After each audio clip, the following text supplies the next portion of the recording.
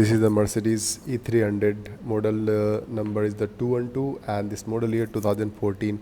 You can see the malfunction,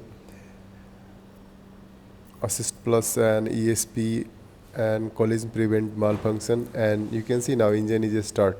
So these are the malfunction will appear, and if you will switch off and again switch on, this all messages will disappear. So I will tell you which component is faulty. You can easily identify by yourself. Just switch off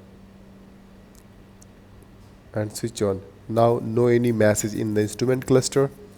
Now we'll start the engine, and I will rotate the steering wheel. You will see all fault will appear again. So you can see the all fault is appear here. So this is the problem of the steering column tube module, and the location of this one under this steering wheel. If you'll remove the steering wheel, then you can remove this steering column tube module. So this is the steering wheel, and this is the location of this one.